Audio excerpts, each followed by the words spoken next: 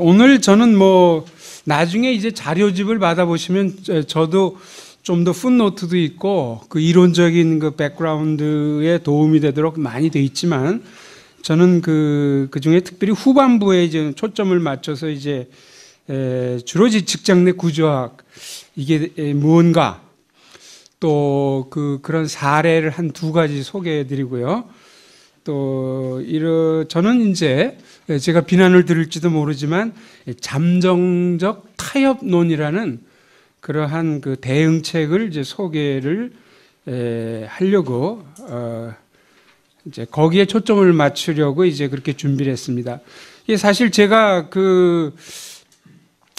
대학 때 전공은 축산이었지만 그 철강 회사를 들어가게 됐어요. 아주 오래전에 회사 생활을 길게 하진 않았지만 근데 영업부를 들어갔는데 영업부에서 이제 고객들이 와서 상담을 이렇게 하면서 굉장한 그 곤혹스러운 상황에 이제 빠졌죠. 그래서 두께가 몇 밀리바가 되는 철강이 지금 생산되고 재고도 있는데 고객하고 상담하면서 그건 지금 없는 것처럼 얘기를 하라는 거예요. 또 반대로 하는 경우도 있고. 그러니까 하루 종일 거기에 이제 창구에 이제 앉아서 이제 하는 일이 어떻게 보면 이제 거짓말 투성이만 이제 하고 있는 거예요. 실제 제가 굉장히 이제 고민을 많이 했습니다. 제가 교회나 IBF 이런 데서 배운 거 거짓 증거하지 말아야 되는데 지금 하는 게 전부 이제 거짓말 하고 있으니까 거기 이제 이 그림에 나와 있는 이건 저의 젊은 모습이 아닙니다. 전 이거보다 훨씬 잘생겼었습니다. 아무도 안 믿으시겠지만 어쨌든 그때 고민을 많이 했어요. 그리고 회사 생활이 길지는 않았는데 그 이후에도 이제 직장 다니시는 분들과 대화도 많이 하고 고민 얘기 듣고 하면서 지금까지도 이제 이 문제를 고민해 왔고 어쩌면 이 내용은 굉장히 이론적인 백그라운드는 많지만 아주 단순하게 얘기하면 저의 이제 제 편에서 이 문제를 어떻게 접근하고 어떻게 후배들과 얘기할 수 있고 하는지 그 정리라고도 얘기할 수 있겠습니다. 사실 이 구조학이라는 말 자체가 한국에 그렇게 소개되거나 아주 보편화되지 않았어요. 예전 사전들을 찾아보면 구조학이라는 것이 사전에 표제어로 나오지도 않습니다. 몇 년 전에 이제 고대에서 나온 그 사전을 보니까 구조학이 나왔던데 어쨌든 복음주의 계통에서는 1980년대 로널드 사이더가 이 세계 빈곤의 문제를 얘기하면서 구조학은 개인적 악과 선명히 대조된다. 그래서 어떤 때는 구조적 불의, 어떤 때는 제도화된 악, 사회적 악 이런 용어를 쓰면서 그 책을 썼죠. 그러면서 복음주의에 대해서 질타를 하는 내용이 나옵니다. 오늘날 복음주의의 가장 치명적인 태만 행위 가운데 하나는 구조적 불의나 제도화된 악에 관한 성경적 가르침을 소홀히 하는 일이다. 그래서 그 밑에도 보시면요. 그리스도인들은 윤리의 영역을 빈번히 개인적 죄라는 좁은 범주에 국한시키고 한다. 설교도 그랬다는 거죠. 이게 물론 이제 미국 상황이지만 한국은 말할 나위도 이제 없었죠. 그래서 개인적으로 마약이 나쁘고 알코올이 나쁘고 당연히 나쁘죠. 그러나 거기 적은 것처럼 제도화된 인종차별, 불의한 경제구조, 군사제도 이런 건 미국에서도 그 당시에 설교조차 복음주의 교회들이 하지 않았다. 그때 사이더가 이제 그렇게 이야기를 했습니다. 그래서 물론 우리는 이제 개인적인 죄가 옳지 않다는 것도 알고 있고 성화의 노력을 해야 된다는 것도 이제 알고 있죠. 그러나 이 구조악을 그냥 두게 되면 그 피해는 굉장히 큽니다. 거기에 있는 것처럼 말이죠. 그 사회적 구조에 참여, 개인적 죄에 대한 것과 참여에 큰 차이가 있다는 거죠. 예를 들면 노예제도 같은 걸 예를 들 수 있고요. 그 영국의 예를 보면 19세기에 그 빅토리아 시대에 그때 그 10살, 어떤 때 그보다 어린 아이들도 하루 12시간 내지 16시간씩 일시키는 그런, 아주 오래된 일이 아닙니다, 사실은. 그 당시 영국도 굉장히 기독교 국가였고 했는데도 불구하고. 그래서 이 수백만 명이 이제 목숨이 빼앗겨갔고 이런 것들이 이제 제도화된, 이게 전부 로널드 사이더가 하는 말입니다. 그래서 이 구조학을 보면은 제가 이제 몇 가지 정리를 했는데요. 구조학의 특징을 세 가지로. 구조학은 구조적인 것으로 개인의 범주를 능가한다. 이건 뭐 그냥 자명한 말이지만 어쨌든 구조학은 빈번히 무의식적 동조를 이끌어낸다. 이건 자기도 모르는 사이에 그냥 구조학에 참여하고 있다는 거예요. 그러니까 이게 개인적 학과 다릅니다. 개인적 학은 상당히 많은 경우 그래도 내가 의식을 하고 있거든요. 구조학은 악의 파급 효과가 개인적 악에 의해 월등하다. 보통 개인적인 악은 뭐 선한 인물들도 개인적 악을 짓지만 이렇게는 구조학은 선한 인물들도 자기도 모르는 사이에 악에 번성하는 데 참여한다는 거죠.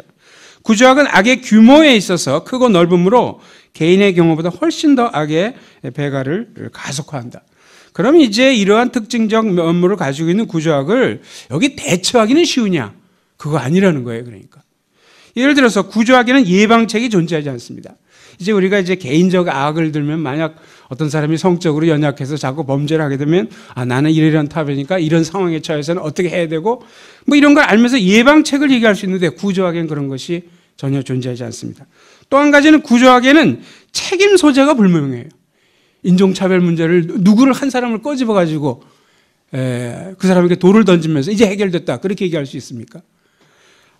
구조학은 또 해결 방안이 강구되어도 실행하기가 어렵다. 여기 이제 작은 것으로서 이제 한 몇 가지 이유를 들었는데요. 구조학 파급의 메커니즘이 구조학 해결의 메커니즘보다 강력하기 때문이다. 또 구조학의 해결 방안을 실행하려면 유력한 이들이 동원되어야 하기 때문에 이 구조학이기 때문에 구조에 책임을 지고 있는 사람들이 동원되지 않으면 쉽지 않습니다. 어떤 그 입법자라든가 정책 위반자라든가 이런 분이 참여하지 않으면 쉽지가 않다는 거죠. 구조학의 해결 방안을 실행하는 동안 겪어야 하는 객관적, 주관적 어려움이 만만치 않게. 이건 하루아침에 해결되지 않기 때문에 계속 그 악 가운데 참여하면서 해야 되니까 여기에 따른 심리적인 어려움이 크다는 거죠. 넷째, 구조학은 대부분의 경우 하나의 문제가 다른 것들과 다중적으로 얽혀 있기 때문입니다. 뭐 어떤 흑인 사회에서 예를 들어서 이제 가난의 문제를 이제 도와주려고 이렇게 하다 보면 그 문제를 해결하면 인종차별의 문제가 거기 또 나타나게 되는 거예요. 또 그런 걸 또 하다가 보면은 또 다시 소위 클래스 스트러글이라든가 이런 문제 또 뭐 다국적 기업과 연관되고 뭐 이렇게 해가지고 하나의 문제를 제대로 다루기가 힘들다는 것이 이제 그 전문가들의 이제 이야기입니다. 그래서 이런 걸 이제 배경을 깔고 어느 정도 이제 배경을 깔고요. 저는 이제 특별히 직장 내 구조학 여기에 이제 초점을 맞춰서 말씀을 드리고자 합니다. 일단 그 정의를 보면 이렇게 되어 있죠. 직장 내 구조학이 뭐냐? 직장 내 어떤 개인이나 개인들이 도덕률이나 하나님의 법도를 어김으로써 그리고 이제 괄호가 있는데 괄호 안에는 혹은 특정 직장의 영역을 벗어나는 더 큰 범위의 구조학이 기승을 부림으로써 괄호 처음 것은 이 내적 요인, 이 구조학이 생기는 내적 요인을 지적합니다. 직장 내에서의 어떤 원인 때문에 직장 내 구조학이 생길 수도 있고 아니면 직장 바깥에 특정 직장 영역을 벗어나는 여기서부터 요인이 될 수도 있고 직장인 상호 간의 관계나 직장의 구조에까지 악이 구현되는 현상이다. 그래서 이제 개인들이 출발을 하고 구조에 영향을 미치지만 이게 다시 형성된 구조학이 다시금 직장 내 개인과 또 개인들에게 지대한 그 영향을 미치는 이런 것이라고 얘기할 수 있겠습니다. 물론 우리가 모든 것을 다 또 구조학이다 그렇게 이야기해서는 안 될 거예요. 구조학은 그보다는 좀 더 회사 내에서 또 기업 내에서 자행되는 그런 악 가운데서도 범위가 좀 좁습니다. 그래서 이 범위를 좁힌다는 의미에서 저는 제가 오늘 말씀드리고자 하는 직장 내 구조학의 네 가지 조건이 따라 붙어야지만 우리가 이제 포커스를 맞추려고 하는 직장 내 구조학에 해당이 된다. 그걸 이제 말씀드리려고. 첫째는 외적 압박 요인에 의한 촉발입니다.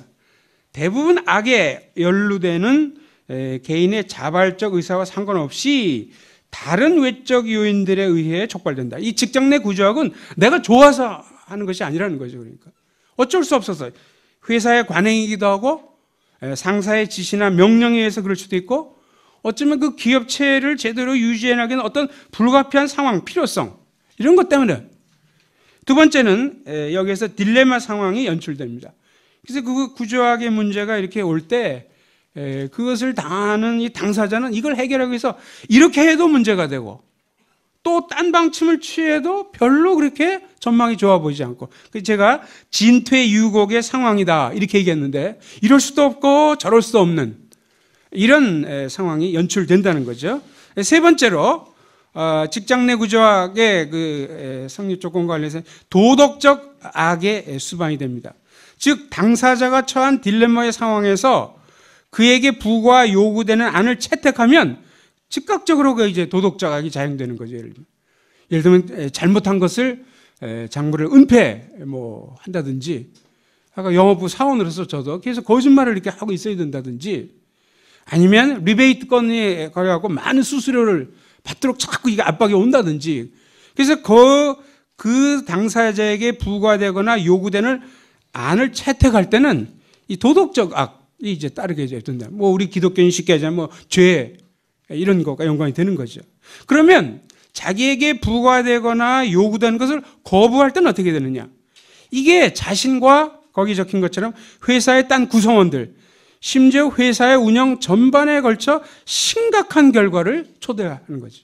그래서 한편으로 하면 죄를 짓게 되고, 그렇게 안 하게 되면 회사의 발전과 여러 가지 운영에까지도 아주 심각한 영향을 미칠 수 있는 생기기 때문에 이 딜레마의 상황이다, 그렇게 얘기한 겁니다. 여기서 이제 제가 두 가지 그 예를 거기 들었어요. 제 그 논문과 그 자료집에 보시면 거기엔 5가지 예가 나옵니다. 그것은 그 어떤 책들에 나온 좋은 예를 제가 이제 소개한 건데요. 이 5가지 중에서 저는 2가지만 뽑아서 이 직장 내 구조학의 사례들로서 거기 소개를, 하나는 이제 김대리라는 사람입니다.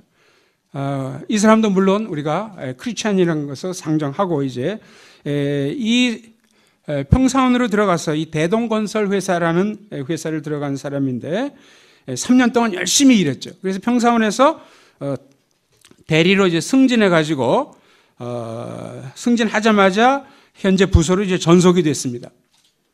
그래서 이제 전속이 되니까 새 업무도 알아야 되고 과거에 어떤 일을 했는지 업무 파악도 하면서 문건을 이렇게 쭉 조사하다가 이 김 대리가 새로운 사실을 하나 발견을 하게 됐어요.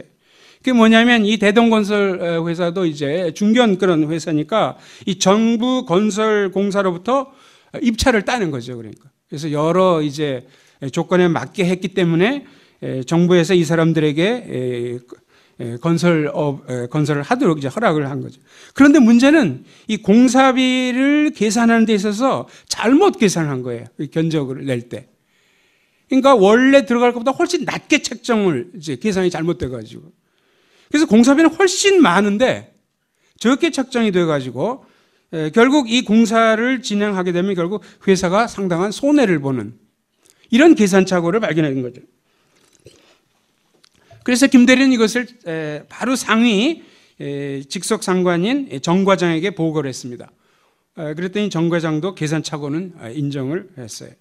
그런데 문제는 그 다음에 생겼어요. 정 과장은 야, 이거 이왕 이렇게 된 것이니까 덮어두고 아무한테도 말하지 말라. 이거 그냥 이렇게 지나갈 수 있으니까. 그리고 그 정 과장 자신이 위에 부장이나 윗사람들에게 보고를 하지 않는 거예요. 그러니까. 여기서 이제 김 대리는 크리스천으로서 상당한 이제 괴로움을 이걸 그냥 덮어둬야 되는 건지, 아니면 정 과장이 그렇게 얘기하자면 결국 이걸 딴 데 공개를 해야 되는 건지, 이런 어려움을 이제 겪게 된다는 거죠. 그러니까 이것이 이제 아까 얘기한 그 직장 내 구조학으로 이제 우리가 분류될 수 있는 게 뭐냐면은, 이런 모든 사태가 김 대리가 원해서 한 것이 아니거든요.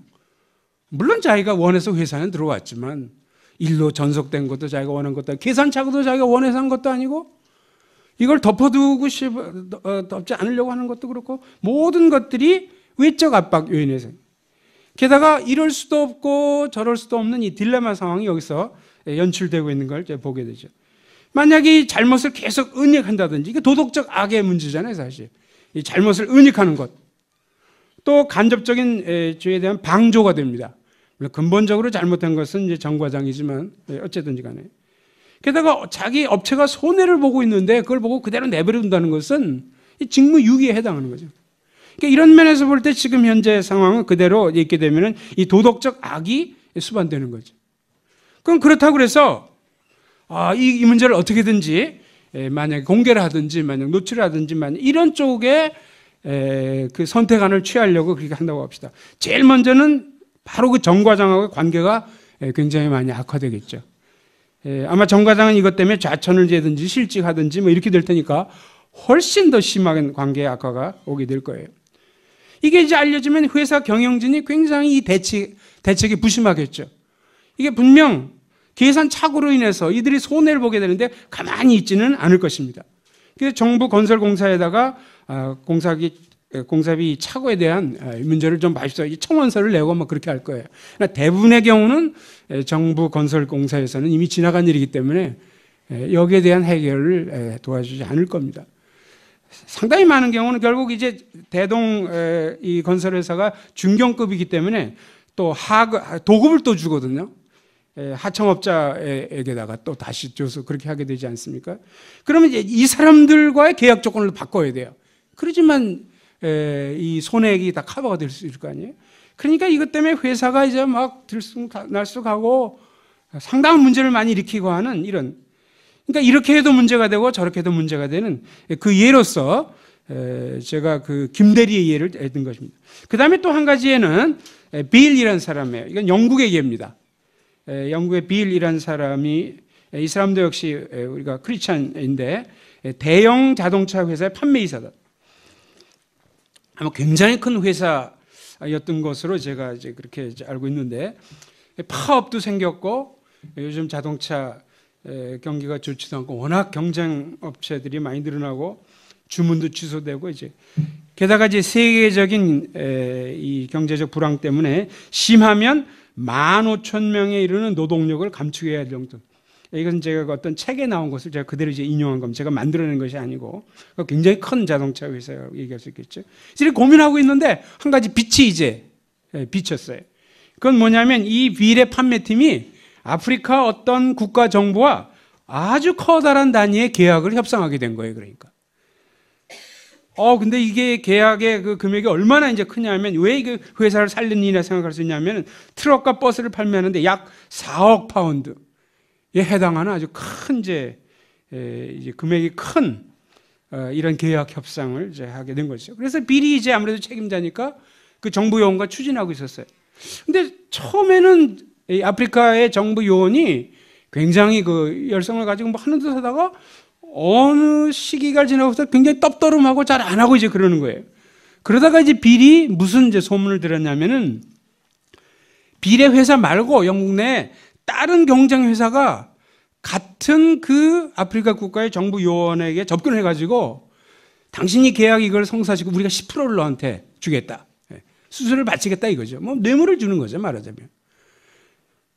그런 소문이 이제 들었어요. 그래서 이제 빌이 정부 요구를 추구해. 우리가 먼저 했고 했는데 왜 이렇게 되냐 하니까 이 사람이 아주 뻔뻔스럽게 뭐라고 하냐면 당신이 10%보다 더 내면 원래 계획을 그대로 하겠어. 라고 이제 나오는 거예요. 그러니까 빌은 너무너무 이제 당황한 거죠, 그러니까. 예? 이게 뭐, 10%만 하더라도 4천만 파운드거든요. 굉장히 큰 돈 아니에요, 사실. 이게 이제 한번 이렇게 허락해 주면은 그 나라 정부 요원은 딴 건이 있으면 더 또 이 부패를 자꾸 가속화시키는 빌이 그런 역할을 이제 하게 되는 거죠. 그러나 만약 이제 이것 때문에 자기가 여기서 계약의 진행을 스탑을 하게 되면은 또 역시 회사 전체에 큰 타격을 지금 15,000명씩이나 종업원들을 이제 감축시켜야 되고 그 중에 상당히 많은 사람들은 자기가 잘 아는 정말 이 생활이 걸린 사람들인데 그래서 이렇게 해도 도덕적 악을 범하는 것이 되고 저렇게 하면 회사의 존립에 어려움을 끼치는 이제 이런 것들 사실 뭐 제가 이 두 건만 얘기했지만 아마 직장을 다니신 분들은 이거보다 훨씬 좀 더 복잡하고 많은 구조학의 케이스들을 얘기할 수 있을 거예요. 자, 그러면 도대체 우리가 어떻게 해야 되냐? 우리 크리스천으로서 어떻게 해야 되느냐? 제가 이제 그것을 이제 저는 여기에 대해서 두 가지 제가 고려하지 않은 대응책 두 가지가 있습니다. 첫 번째는 뭐냐면은 딜레마의 상황으로부터 물러서는 방안, 즉 나는 이제 회사를 그만둔다. 이제 이런 걸 얘기하는 거죠. 물론 어떤 경우에는 회사를 그만두는 일도 있어야 될 거예요. 또 어떤 사람에게는 그것이 그를 향한 하나님의 뜻일 수도 있어요. 저도 그걸 부인하지 않습니다.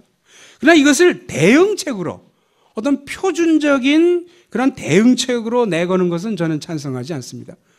뭐 그렇게 따지면 그리스도인은 직장생활을 전혀 하면 안 되죠. 어디든지 털어서 먼지 안 내는 데가 어디 있고 어느 정도니까 다 인보가 다 돼 있거든요. 그러니까. 그래서 저는 첫 번째 방안이 특수한 개인에게는 해당될지 모르지만 적어도 대응책이다. 대응책으로서는 합당하지 않다. 그렇게 생각합니다. 또 한 가지는 딜레마의 상황을 돌파하는 방안. 여기서 뭐 제가 돌파하는 방안이라는 건 딴 것이 아니고 회사의 구조나 위계 질서 이것을 다 파괴하면서까지 이거 옳지 않습니다. 뭐 이런 식으로 이제 나가는 때 그런 방안. 이것도 또 회사가 너무 심하게 할 경우에는 이런 혁명적인 그런 대응책도 다 틀렸다고 볼 수는 없겠죠. 대체적으로 이제 특별히 오늘 한국의 상황에서 볼 때 다 이제 그리스도인들이 이것을 또 대응책으로 내세운다는 것은 역시 또 합당하지 않다고 생각합니다. 그래서 일단은 직장 내에 남아 있는 것, 저는 그걸 제일 먼저 여기서 생각을 한 거고요. 그 다음에 이 구조학의 문제가 참 이래서는 안 되겠다. 이건 해결되어야 된다. 개선되어야 된다. 이 결의는 뭐 단단하게 있는 거예요. 그러나 점진적 개선을 목표로 한다. 그러면 이렇게 직장 내에 남아 있어야 되고, 그러나 구조학은 이건 정말 하나님 앞에 합당하지 않다는 그 고민을 가지고 있으면서도 하루아침에 되지 않으니까 어차피 점진적으로 거기 남아서 해야 되는데, 여기에 해당하는 것은 무엇일까? 제가 잠정적 타협론이다. 이런 명칭을 거기 이제 붙여봤습니다. 그래서 그 밑에 보시면 이렇게 정의가 나와요. 잠정적 타협론은 그리스도인이 직장 내 구조학의 상황에 직면하여 현재로서는 어쩔 수 없이 도덕적 악을 택한다고 하여도 직장의 현장에 그대로 남아서 구조학의 점진적 개선을 도모해야 한다는 이론이다. 그렇게 설명을 해 놨습니다. 자, 이렇게 이제 간략하게 이제 뭐 묘사를 했지만, 이 잠정적 타협론의 전체적인 면모는 한 5가지 사항으로 설명을 할 수가 있을 것입니다. 첫째, 지금 이렇게 잠정적 타협론을 내세우는 것은 말이죠, 직장 생활이 하나님 나라의 실현과 연관되어 있다는 것을 굉장히 강조하는 이런 강조점을 기반으로 제시를 하는 것입니다. 많은 사람들이 아직도 직장 생활은 그저 세상 일이다 라든지, 또 직장에서 하는 거기서 하는 활동에 뭐 수입을 뭐 하나님께 바친다든지, 또 뭐 전도도 굉장히 중요한 일이지만 그 영혼 구원의 수단으로서의 직장 생활도 이렇게 또 축소해 버리는 것.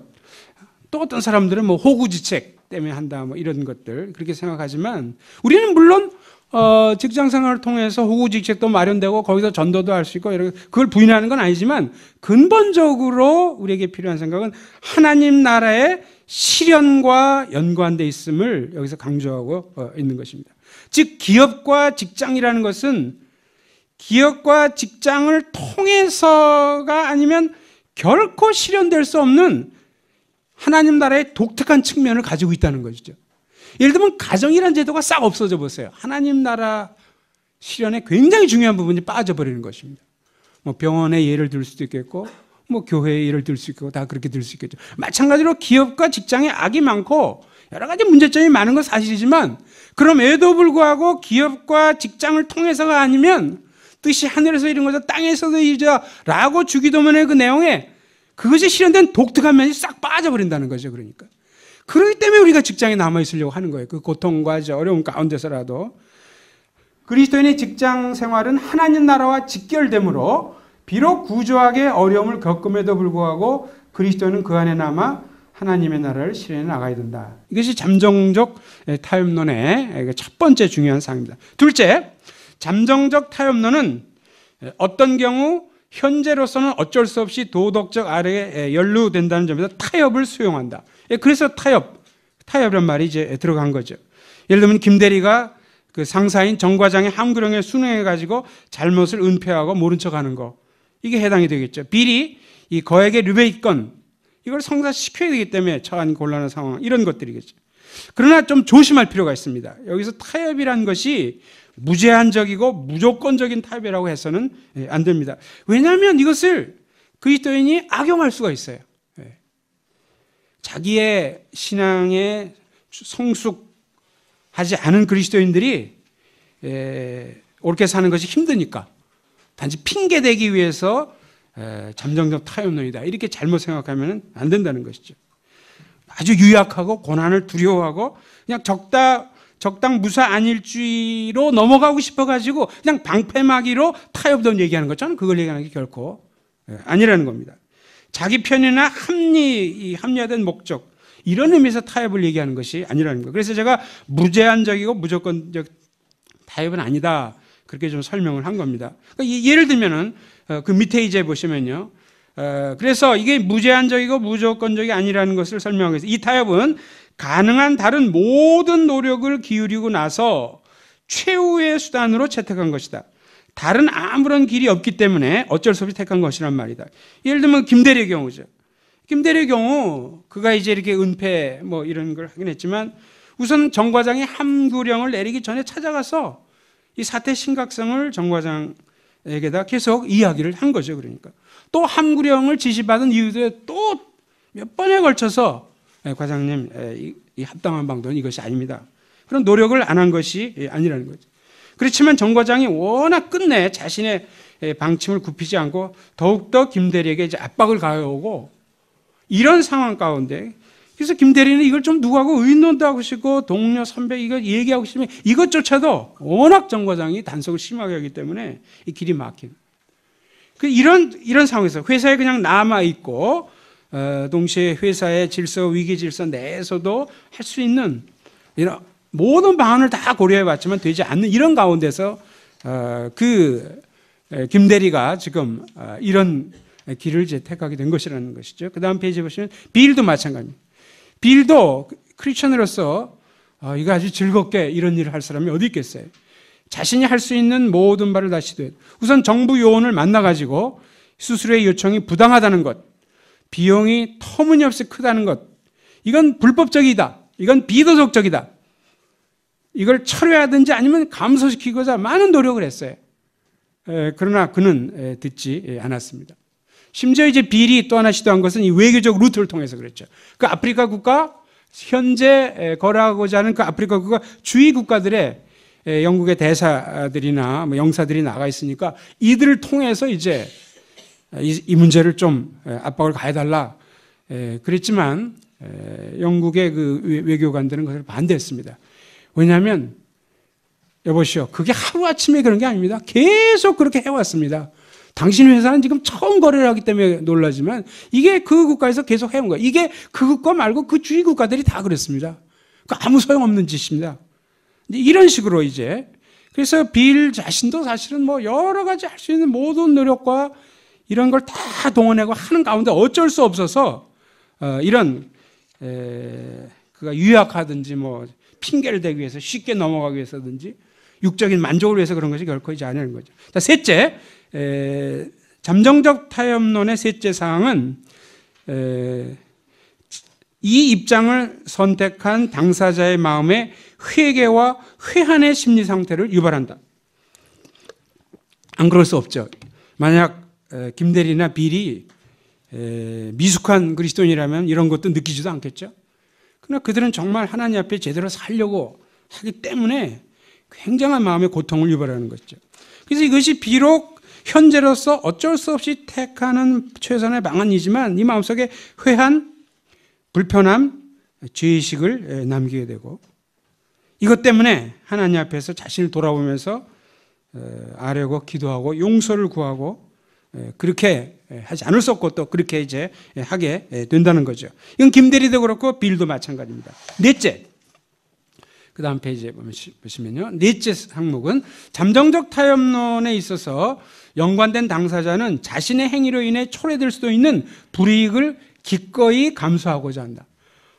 혹시 이 문제가 어떻게 다 김대리의 경우도 알려져 가지고 속대 말하면 뽀록이라고 그러지만 이 뽀록이 나가지고 만약 그런 김대리 경우 그 정 과장님이 시켰어요 라고 물론 정 과장이 가장 큰 문제의 책임자이긴 하지만 그러나 어쨌든 자기도 거기 어느 참여한 것이니까 그래서 그러한 불리한 사태가 발생할 때 비겁하게 하지 않고 자신의 연루 상태를 솔직히 인정하고 만약 거기에 불이익의 조처가 내려나면 기꺼이 수용하겠다. 이것은 정말 제 생각할 때 하나님의 나라를 위한 고통이다. 저는 그렇게 생각합니다. 빌도 이제 마찬가지. 이게 결국 빌이 자기 유익을 위해서 그런 건 아니죠. 회사를 위해서 했지만 만약 이것이 문제가 되어가지고 여론화되고 매스컴에서 떠들고 만약 이렇게 한다면은 빌의 경우 거기에 대한 수치와 또 책임, 굴욕감 이런 것을 내가 겪어야 되겠다. 이러한 그 책임성 있는 그 각오를 하는 것이 잠정적 타협론에 들어있다는 거죠. 마지막 5번째로 잠정적 타협론에 있어서 타협의 당사자는 구조약에 대한 점진적 개선을 목표로 하기 때문에 현재의 타협이 임시적이고 일시적인 것을 유념합니다. 우선 잠정적이란 말이 그걸 보여주지 않습니까? 또 지향성이라는 건 뭐냐면 최종의 사태나 목표를 지향하기, 즉 구조학의 개선을 목표로 한다는 거죠. 현재는 여기 머물러 있지만 궁극적으로 더 나아지고 더 이상적인 상태가 되도록 그 목표, 그걸 이제 가진다는 거예요. 이 구조학 개선에 되는 데 있어서는 여러 요인이 작용할 것입니다. 제가 거기 2가지 내적 요인의 변화, 그 다음 페이지 여러분이 가진 그 핸북의 50페이지로 가서 또 스크린에서 나오는 것처럼 내적 요인의 변화, 또 외적 요인의 출현 이런 것들 때문에 구조학 개선에 이제 도움이 될 수 있다는 거죠. 이제 생산 단가를 낮추기 위해서 퀄리티 컨트롤이 잘 돼가지고 할 수 있고 여러 가지 내적 요인도 있을 거예요. 아마 그 중에 하나는 저는 이 승진도 그 내적 요인의 중요한 거라고 생각합니다. 그러니까 만약 김대리가 정과정 정도의 직급으로만 승진이 돼 있었더라면 그 자기가 그 계산차고 인정하면 되거든요. 그럼 앞에서 생겼던 이런 구조학의 문제는 생기지도 않았을 것이고 크게 복잡해지지 않았겠죠. 그러니까 승진되면서 그것을 잘못 사용할 수도 있지만 아까 임성빈 교수 얘기한 것처럼 이걸 어떤 방향으로 쓰느냐에 따라서 달라지는 것이니까. 또 외적 요인은 회사 자체가 회사 내에서 생기는 것이라기보다는 회사 바깥에서 생기는. 만약 빌이 이 부패 라운드 이후에 자동차 계약 이걸 했더라면은 그 문제가 안 생겼겠죠. 부패 라운드는 이제 주로 이제 미국 같은 데서는 70년대부터 얘기를 했다고 그러지만 주로 이제 OECD 국가를 중심으로 해가지고 뇌물 방지 협약 국제 간에 그런 걸 했고 1999년도에 이제 정식적으로 발효가 됐습니다. 그러니까 그 이후에 이제 활동을 했더라면은 아마 비일에 겪었던 이런 리베이트 문제는 발생되지 않았든지 아니면은 그게 하루아침에는 안 없어지더라도 그렇게까지 많은 금액을 요구하든지 그렇지 않고 미미한 수준에 미쳤을 것이라는 거죠. 그래서 지금 현재는 그렇지만 앞을 내다보면서 이런 여러 요인들이 생기는 가운데서 더 나은 개선을 이제 목표로 한다는 거죠. 그렇게 될 때는 점진성이 중요합니다. 그 그림 있는 것처럼. 이게 하루아침에 되지 않죠. 절대 하루아침에 해결되는 법이 없습니다. 오랜 세월이 걸려요. 거기 점진성도 우리가 표 1이나 표 2처럼 아주 일사불란하고 아주 클리어 컷한 이런 시간이 지남에 따라서 악이 점점 감소된다. 이렇게 이제 아주 정비례하는 것으로 오해하면 이제 안 되겠죠. 오히려 표 3 같은 것이 맞지 않을까 생각합니다. 어떨 때는 전혀 악이 감소되지 않는 것 같다가 어떨 때는 좀 되는 것 같다가 또 오히려 나락으로 떨어지는 것 같은 느낌. 아무 소용이 없다고 생각하는 거 이런데. 그러나 어떻게 정말 하나님이 새로운 길을 열어줘가지고 그 부서에서 구조와 개선에 대한 길이 열릴 수도 있고. 그러나 전체적으로 보면 점진적이라는 거죠. 전체적으로 보면은 점진적으로 이제 그래. 그래서 이러한 제가 제시한 잠정적 타협론 5가지 이것이 하나님 나라의 시연과 연관이 되고, 그러나 그럼에도 불구하고 도덕적 악과 연루되는 어쩔 수 없어서 그 회개, 그러면서 그 책임을 그 불이익을 내가 당하겠습니다. 그럼에도 불구하고 이 타협은 일시적인 거고 궁극적으로는 개선과 이 목표를 해서 거기에 남아 있는다. 예, 그러나 아까 우리 강사분들끼리도 뭐 식사하면서 얘기했고 다 또 이제 대부분의 아마 한국의 그리스도인들은 이 잠정적 타협론에 를 그렇게 좋아하시지 않을 거다. 저는 그런 생각을 해봅니다. 우선 타협이란 말이 걸려요. 예. 우리는 타협이라는 것은 전부 잘못된 것이다 이렇게 생각하거든요. 또 상당히 많은 경우 타협은 잘못된 것입니다. 아까 얘기한 것처럼 자기의 미성숙을 카모플라지 하기 위해서 하는 경우도 있고 뭐 너무도 그리스도인 사이에 타협이 많이 벌어지고 잘못된 게 이제 많기 때문에 이제 그럴 수 있죠. 그러나 이제 이미 제가 잠정적 타협론에서 얘기한 이런 5가지를 염두에 두고 이 문제를 좀 생각을 하셔야 될 것입니다. 이런 관점에서 본다면 잠정적 타협론이 기독교 신앙의 지지를 전혀 못 받는 아주 괴이한 이론은 아니다라는 것을 제가 3가지 항목으로 조금 말씀을 드리려고 합니다. 그 3가지 항목이라는 건 첫째는 성경에 그런 예들이 나와요. 성경에 이것을 지지해주고 막 이렇게 하라. 너희는 직장의 구조과 관련해서 잠정적 타협론으로 나아가라. 송영교를 지지하라. 지지는 게 아니고 그렇게는 안 나와 있죠. 그러나 상당히 몇 군데 그 예시들이 있어요. 또 우리의 공동체를 정직하게 보면요, 굉장히 잠정적 타협이 지금 많습니다, 사실은. 그리고 특별히 이제 우리 개인의 내면을 들여다볼 때 사실은 잠정적 타협을 지금 계속하고 이 3 항목을 말씀드리려고. 우선 성경에서 나타난 이 오바댜라는 인물이죠. 그 오바댜는 그 아합과 이세벨 밑에서 국내 대신 거의 제2인자거든요. 그래서 여호와를 경외하고 선지자도 50명씩 숨겨졌고 이런 인물로 나와 있어요. 그러나 아합과 이세벨 밑에서 제2인자, 2인자까지 올라오려면은 상당히 여러 경우의 신앙의 답이 있었을 거예요. 그러지 않으면 불가능합니다. 이건 뭐 제 얘기보다 대부분의 주석가들이 이제 어느 정도 그렇게 생각을 해요. 그래서 뭐 엘리야 마들도 있지만 오바댜 마들도 우리가 무시할 수 없다. 뭐 이런 얘기도 하고 그러죠.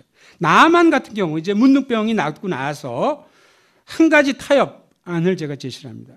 이젠 여호와 하나님만 섬기겠다 그러고 흙도 가져가고 이제 그 결의가 대단해요. 그런데 그 왕이 자기를 너무 신뢰하기 때문에 왕이 림몬 신을 섬기는데 림몬 신당에 들어가서 할 때 그 왕이 이렇게 절하고 굽히는데 자기는 뻣뻣하게 서가지고 이럴 수가 없으니까 나도 함께 허리를 굽히게 되니까 요거 하나는 어쩔 수 없습니다. 이것이 이제 타협안인데 이것은 양해해 주시기 바랍니다. 그게 바로 그 나만의 그 이해죠. 다니엘은 보통 우리가 막 굉장히 순교적 인물이고 그냥 막 모든 사자굴에 들어갔다가 막 뭐 이런 식으로 해가지고 굉장하게만 생각하지만 물론 그 면모가 있죠. 음식 주는 거 기름진 거 안 먹고. 그러나 다니엘에게도 최소 2가지 타협이 있었습니다. 첫째는 그 이름을 바꾼 거예요. 다니엘은 하나님이 판단하신다 이런 뜻이지만 벨드사살이라고 불려요. 그럼 벨 신은 그 바벨론의 주신입니다. 벨이여 그의 생명을 지키소서. 완전히 그 이름 가지고 거기서 산 거죠. 또 다니엘이 3년 동안 학문을 이제 배웠다 이렇게 되어 있는데 그 안에는 점성술과 마술 이런 것이 분명히 있었다고 근동의 학자들이 다 이건 다 이야기를 합니다. 그러니까 그 2면에서는 뭐 이스라엘에만 있고 유대 땅에만 있었으면 이런 일을 안 했겠죠. 그러나 세상 속으로 들어가서 이방인과 섞이면서는 이런 타협이 전혀 없었던 것이 아니에요. 그러니까 이혼제도 마찬가지. 예수님 당시에 그 바리새인이 예수님을 시험하기 위해서 이혼에 대해서 질문했어요. 그때 예수님은 상당히 단호하게 얘기했습니다. 하나님의 창조 원리에 어긋난 것이다. 옳았구나 하고 이제 바리새인들이 예수님을 시험하는 거죠. 그러면 모세는 어떻게 이혼 증서를 줘가지고 아내를 버리라고 했습니까? 모순되는 게 아닙니까? 이제 그렇게 질문하죠. 신명기 24장에 나온 그 내용을 이제 질문한 거죠. 그때 예수님의 설명은 이렇습니다. 이것은 어쩔 수 없는 잠정적 타협 때문에 생긴 거다. 근데 무슨 상황 때문이냐? 바로 거기 너희 마음의 완악함. 특별히 여기서 남편들을 얘기를 하는 거죠. 뭐 남편 아니고 부편도 있지만 그 편이 아니고. 왜 그러냐면 그 당시에 이제 남성들은 거기도 이제 뭐 학파에 따라서 해석이 다르지만 조금만 뭐 잘못하면 예를 들면 음식을 잘못해도 아내를 쫓아낼 수 있었어요. 그 아내가 쫓겨가 친정에 가 있는데 그러다가 마음에 드는 또 딴 남자를 이렇게 봤다고 합시다. 그럼 재혼할 수 있나요? 없죠. 왜냐하면 이 심술궂은 남편이 저 여자 아직도 내 마누라인데? 이러면 또 파토를 놓는 거죠. 그러니까 그 여성의 그 권리가 철두철미하게 봉쇄된 이런 상황이죠. 그러니까 그래서 이혼 증서를 받게 되면은 최소한 남자가 여자를 그렇게 매니플레이트하고 권리를 철두철미하게 다 박탈한 그런 일은 이제 없는 거죠. 그러니까 그걸 예수님께서 남자 너희 마음의 완악함 때문에 이 상황 때문에 잠정적 타협 안으로서 이혼 증서를 주도록 했다. 이렇게 이제 설명하시는 거죠. 뭐 그것뿐이니까 노예제도도 마찬가지예요. 노예제도가 옳다고 아무 생각하지 않겠지만 그 성경에 보면은 노예제도에서 정말 노예제도가 극복되고 역사적으로 1800년에 지나고 나서 특별히 유럽 국가에서 이제 그렇게 생기죠. 예루살렘 공의회도 마찬가지죠. 야고보가 4가지 그 안을 제시한 것도 이제 마찬가지입니다. 그래서 이것들은 전부 성경 내에서 그 잠정적 타협론을 예시하는 그런 몇 가지를 제가 이제 소개를 한 것입니다. 그러나 또 그리스도인 공동체에서도 잠정적 타협의 예들은 많이 보입니다. 여기 어떤 그 목회자가 이제 한 사람이 나오는데 이 목회자는 상당히 목회를 잘했고 이제 불과 이제 은퇴를 3, 4년밖에 남겨놓지 않은 이제 목회자예요. 근데 이상하게 이분이 어떻게 됐는지 모르지만 자꾸 설교 때 아주 이상한 얘기를 자꾸 하는 거죠. 거기 뭐 4가지 항목을 적어놨는데 특정 뭐 인종 무시하는 거, 팔레스타인 문제는 전부 이스라엘 편을 들어야 되는데 뭐 이런 식으로 해갖고 사실에 맞지도 않고 납득도 가지 않는 그래갖고 젊은 층 교우들하고 이 집사들이 이제 이건 도저히 견딜 수가 없다. 이 문제에 대해서 데몬스트레이션하고 레드한 견해를 취해야 된다. 근데 이제 좀 나이 많은 분들과 이제 장로들 그룹에서 말렸죠. 지금 그래도 그렇게 오랫동안 그 목회 사역을 그래도 성실하게 하신 분인데 설교 내용이 참 좋지 않은 건 사실이지만 이제 한 뭐 3, 4년이면 은퇴할 테니까 조금 참고 기다리자. 뭐 이런 예는 뭐 많이 찾아볼 수 있어요, 사실. 이게 일종의 잠정적 타협의 그런 얘기. 교회 병양단체 경우도 이제 마찬가지. 그 맑은 교회 운동, 우리나라에 맑은 교회 운동은 없지만 제가 이미 그냥 말을 붙여본 것입니다. 그래서 이제 교회 정화 운동 뭐 이런 걸 하는 건데 문제는 이 맑은 교회 운동에 재정적으로 크게 기여하는 서너 개 교회 그 목회자들이 어떻게 사회 비리에 연루가 돼가지고 막 매스컴에 막 시끄럽고 하는. 그래서 이 교회 병영단체 맑은 교회 운동의 사역자 사이에 디베이트 이제 붙었어요. 그래서 한쪽에는 뭐라 그러니 우리가 맑은 교회 운동을 하면서 어디서 여기서 헌금을 받을 수 있느냐? 할 수 없다. 그러니까 그러면 우리가 이게 유지가 안 될 텐데. 좋다. 없어지면 없어지고, 축소되면 축소되고 할 수 없다. 그러나 이제 거기다 이제 반대로는 뭐냐면 그 헌금이 그 교회에서 올 때 그 교회 예산으로부터 온 것이지 그게 목사 개인이 헌금한 것이 아니지 않느냐. 비록 그 목사 개인이 연루되어 있기 때문에 떡다름한 게 없는 것은 아니지만 그러나 그럼에도 불구하고 이 운동을 계속하는 것이 그래도 하나님 나라의 유익이다 라고 이제 해서 이 운동을 계속 이렇게 할 경우 이게 다 잠정적 타협에 해당되는 그런. 신학교는 없냐? 어떤 분이 질문하셨어요. 신학교에도 있어요. 신학교에는 제가 볼 때 이 정원외 입학이라는 제도가 있습니다. 그래서 이제 이것이 생기지 않을 수 없는 교단적이고 복잡한 요인들이 있어요. 지금 시간이 많이 없기 때문에 그 설명을 못하지만 이런 것들이 다 뭐 교단 경우도 이제 마찬가지고. 그래서 성경에 예시가 되어 있고 이 공동체 내에도 보면은 굉장히 이런 예들을 많이 이제 볼 수 있다는 거죠. 마지막으로는 우리 개인에게서도 이 잠정적 타협의 그런 모습이 나타납니다. 특별히 제가 내주성 죄악이라는 걸 거기 이제 거론했는데요. 이 내주성 죄악은 성적 습관, 성격과 기질, 타인에 대한 태도, 욕심, 그릇된 사고, 이건 우리 인격 중심부에 뿌리를 박은 죄악으로서 사실 그 죽을 때까지 우리가 고민하는 겁니다. 솔직히 얘기해서. 아무리 우리가 거룩한 사람이라고 해도 우리 내면을 들여다보면 쉽게 하나님의 눈으로 볼 때는 문제가 있지 않습니까? 청교적 지도자였던 예전 사람이긴 하지만 라일이라는 사람은 이제 그런 얘기를 했어요. 아무리 거룩해 보이는 사람도 이 내죽성 죄악 이것의 고통을 받고 있다. 그래서 거룩이라는 것은 한꺼번에 이루어지는 것이 아니다. 거기 맨 밑에 있지만 점진적인 역사이다. 예. 점진적인 역사예요. 그럼 점진적인 역사라는 것은 죄를 가지고 있으면서 지금 신앙생활 한다는 거죠. 예. 자기 자신과 타협을 안 할 수가 없어요. 예. 또 불완전한 역사입니다. 예, 거기서 세 번째 줄 거기 제가 읽으면 우리가 하늘의 예루살렘에 이르기까지 금, 골드. 예, 금에는 항시 약간의 찢기가 있을 것이요 빛은 언제나 약간의 어둠을 동반할 것이다. 가장 거룩한 사람들도 성소의 저울에 달아보면 이런 문제가 다 이렇게 있었다는 것이죠. 그럼에도 불구하고 그들의 위대성은 거기에 안주하지 않고 변화될 그 모습, 그걸 그리워하고 그걸 바짝 쫓아가고 그 목표가 현실화되지 않지만 그걸 꿈꾸면서 신앙생활하지 않느냐. 이게 여기서 저는 이 내주성 죄악이라는 것과 직장 내 구조역 사이에 그 유사한 면모가 몇 가지 있다. 6가지를 저거는 자세히 제가 다 설명할 필요는 없지만 예를 들면 죄의 불가피성. 내주성 죄악은 정말 내가 원해서 하는 건 아니에요. 정말 나도 거기서 벗어나고 싶죠. 바울이 로마서 7장에서 고백한 것처럼 직장 내 구조약도 내가 원하고 내가 계획해서 하는 것들이 아닙니다. 죄에 대한 반응, 죄에 대한 책임의식 다 비슷해요. 또 죄의 상태를 임시적으로 여기는 것. 여기 만족하고 눌러 앉는 것이 아니죠. 이래서는 안 된다 이거죠. 그리고 6번째 보시면요. 죄로부터의 점진적 변화. 어떻게 해서든지 내주성 죄악과 싸우면서 이 변화를 의도하고 하는. 마찬가지로 구조학의 개선도 이제 마찬가지죠. 그래서 내주성 죄악으로부터 완전히 자유롭지 못함에도 불구하고 신앙생활을 중단하거나 위축시키지 않고 앞으로 나가. 우리 다 그렇잖아요, 사실. 완전히 해결된 다음에 우리 개인 신앙생활을 하게 되면 여기 남을 사람 하나도 없을 거예요, 아마.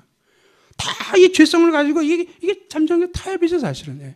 그러나 여기서 눌러 앉아가지고 즐거워하고 자기 만족을 하고 합리화하지는 않죠, 우리가. 이게 개선을 위해서 계속 노력하고 이 면에서 직장 내 구조학의 문제가 완전히 해결되지 않았지만 그럼에도 불구하고 망설이거나 주춤거림 없이 직장 생활과 기업 활동에 전념한다는 점에서 이런 유사점이 여기 나타나게 이제 된다는 것이죠. 자, 그럼 저는 이 잠정적 타협론이 뭔지 또 그런 이해 그리고 이것이 기독교 신앙적으로 세 방면에서 성경에 나타나는 예라든가 공동체의 모습이라든가 우리 자신의 이 죄성과의 싸움 이런 것에서 어느 정도 지지를 받을 수 있다. 그런 이제 말씀을 드렸습니다. 나머지 이제 시간이 거의 다 됐기 때문에 보충적 제한 사항이 5가지로 되어 있는데 저는 2가지만 그냥 말씀드리겠습니다. 우리가 이렇게 직장 내 구조학의 문제로 고민하고 개선을 위해 힘쓰고 또 잠정적 타협론 이상한 용어를 써가면서 이걸 막 얘기하고 근데 이런 것들이 제대로 작동하고 그 의의를 찾으려면 최소 2가지 사항이 필요하다. 2가지를 그 2가지 사항의 첫 번째가 뭐냐? 우리의 궁극적 관심사는 종말론적 비전이어야 한다. 제가 종말론적 비전이라고 할 땐 2가지가 포함이 됩니다. 하나님의 영광이 온전히 현시되는 상태를 말한다.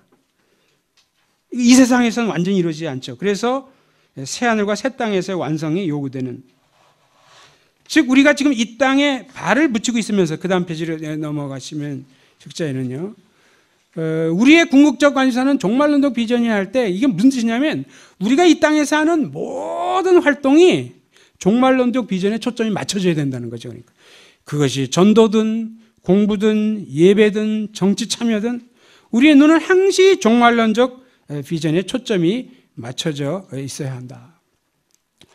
그 다음 이렇게 우리의 직업 활동과 회사 생활과 기업체에서의 노력은 새하늘과 새 땅에 그 흔적을 남길 것이다. 영혼 구원만이 새하늘과 새 땅과 연관되지 않습니다. 물론 영혼 구원도 다 연관이 되죠.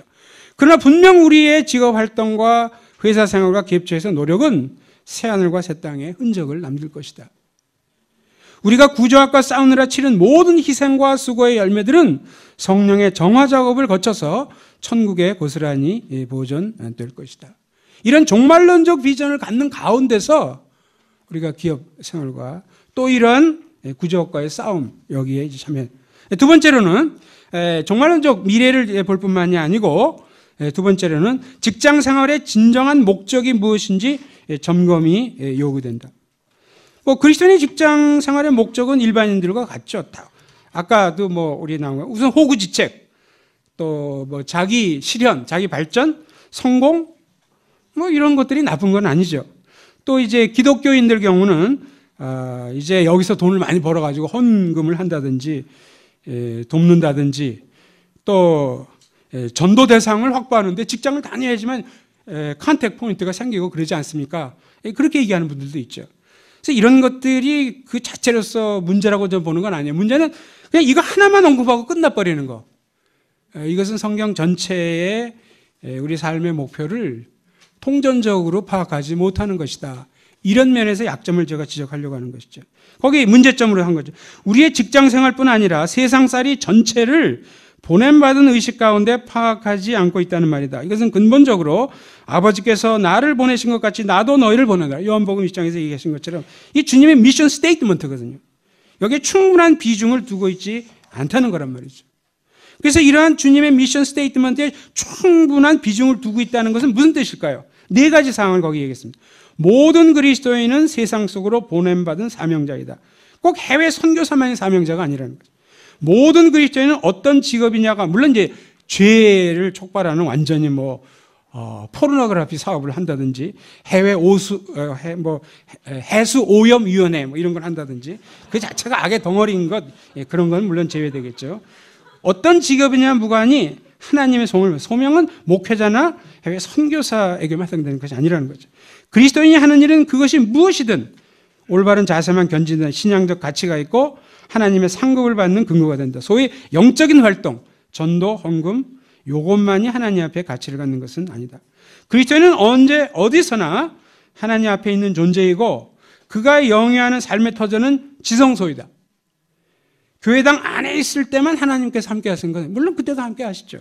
또 종교적 활동, 내가 지금 화이트타임 하고 있고 기도를 할 때 그때만 하나님이 함께 하시는 것은 아니라는 것이죠. 그러니까 이 네 가지를 파악하는 가운데 이 네 가지를 근본적으로 파악하는 것이 미션 스테이트먼트에 충실한 거고 이러한 진정한 목적을 내가 파악하고 있나 계속 점검하는 가운데서 해야 돼. 이러한 종말론적인 비전과 이 보냄받은 의식 이것이 기본적으로 깔려 있을 때 우리가 앞에서 얘기한 이런 모든 것들의 의미가 살아나고 또 제대로 작동될 수 있다는 것이죠. 잠정적 타협론은 사실 제가 새로운 얘기를 한 것도 아닙니다.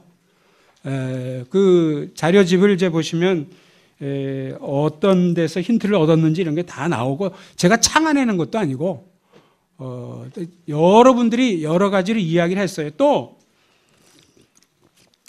아까 이제 방성기 목사님도 그런 얘기를 하셨는데 이런 식으로 얘기하면은 이제 공격당한다는 거죠. 그러니까 어떻게 타협을 해야 되느냐 이거 그래서 함부로 얘기하기 힘들다. 이제 그렇긴 하지만 실제 공동체에서 있는 거고 이런 것들을 그래서 저는 물론 또 구조학의 문제에 대한 유일한 해결책이 장점도 또 이렇게 얘기하는 것도 아니에요.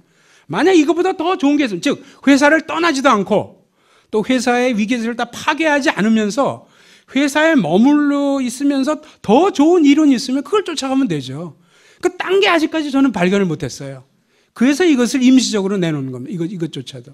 이것은 사실 물론 저같이 이제 신학을 가르치는 분도 있지만 실제 이제 직장인들께서 이 크리스천들이 각성해서 한번 이것을 심각하게 또 이론의 장점은 뭐고 단점은 뭐고 이런 것도 하시고 어차피 이제 우리가 앞으로 직장 사역을 얘기하면서 이 구조학의 문제가 뻔히 다 있는데 이거 몰라라 하면서 그냥 신유회 예배만 드리고 신유회 예배 드리는 게 나쁘다는 뜻은 아니에요. 또 영혼 구원만 하고 영혼 구원도 얼마나 하나님 옆에 귀합니까?